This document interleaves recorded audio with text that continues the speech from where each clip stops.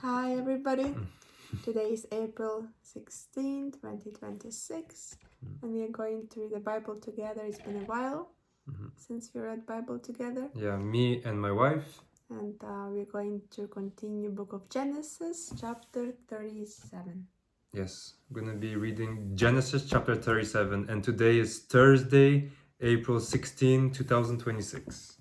Okay, let's open up our Bibles from the New Living Translation Bible.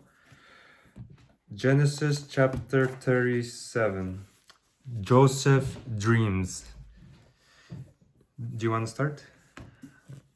So Jacob settled again in the land of Canaan, where his father had lived as a foreigner. This is the account of Jacob and his family. When Joseph was 17 years old, he often tended his father's flock. He worked for his half-brothers, the sons of his father's wife, Bilhah and Zilpah. But Joseph reported to his father some of the bad things his brothers were doing. Jacob loved Joseph more than any of his other children because Joseph had been born to him in his old age. So one day Jacob had a special gift made for Joseph, a beautiful robe. But his brothers hated Joseph because their father loved him more than the rest of them. They couldn't say a kind word to him. One night Joseph had a dream, and when he told his brothers about it, they hated him more than ever.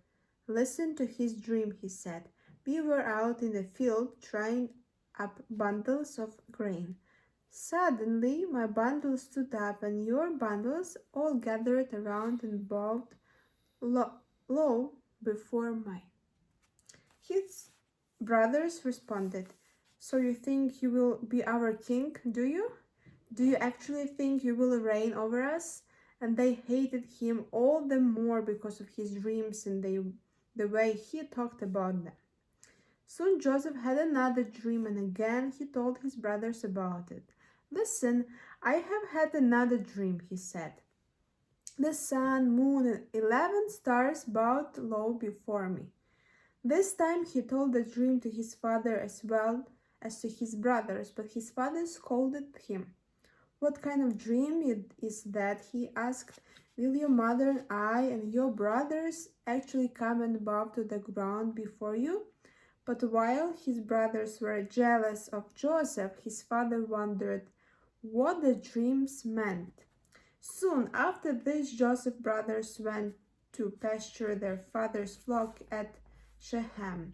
When they had been gone for some time, Jacob said to Joseph, Your brothers are pasturing the sheep at Shechem. Get ready and I will send you to them. I am ready to go, Joseph replied. Go and see how your brothers and the flocks are getting along, Jacob said. Then come back and bring me a report.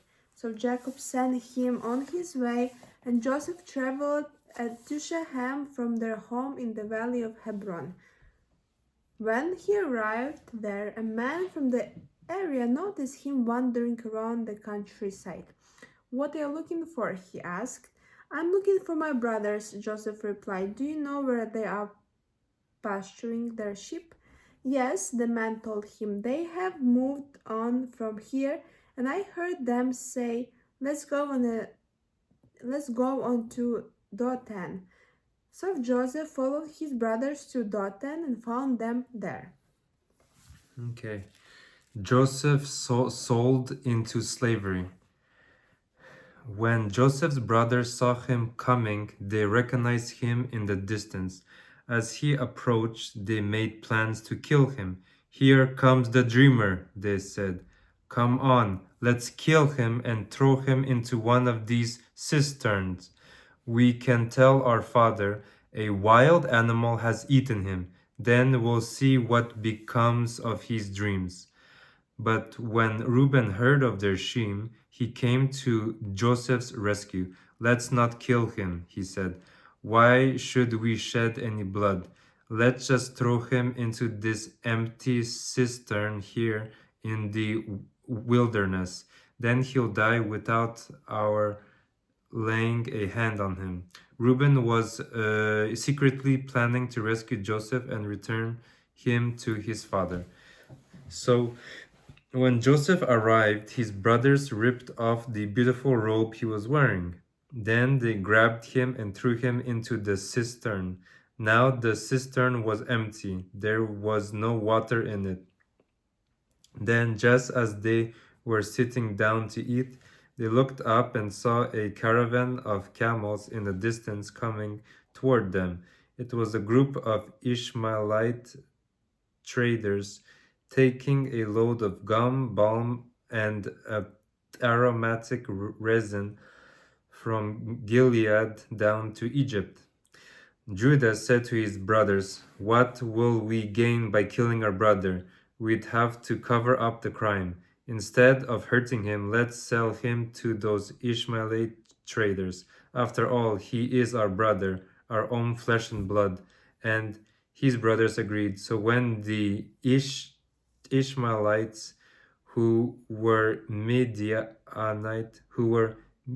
Midianite traders came by, Joseph's brother pulled him out of the cistern and sold him to them for 20 pieces of silver, and the traders took him to Egypt. Sometime later, Reuben returned to get Joseph out of the cistern. When he discovered, next page. When he discovered that Joseph was missing, he tore his clothes in grief. Then he went back to his brothers and lamented, "The boy is gone. What will I do now?" Then the brothers killed a young goat and dipped Joseph's robe in its blood. They sent the beautiful robe to their father with this message: "Look at what we found. Doesn't this robe belong to your son?" Their father recognized it immediately.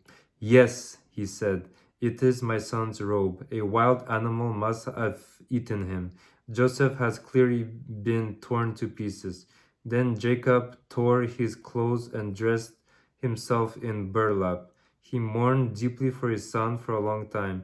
His family all tried to comfort him, but he refused to be comforted. "I will go to my grave, mourning for my son," he would say, and then he would weep. Meanwhile, the Midianite traders arrived in Egypt, where they sold Joseph to Potiphar, an officer of Pharaoh, the king of Egypt. Potiphar was captain of the palace guard. Okay, guys, that's all for the reading of the scriptures, Genesis chapter 37, and we'll see you guys tomorrow. Bye bye.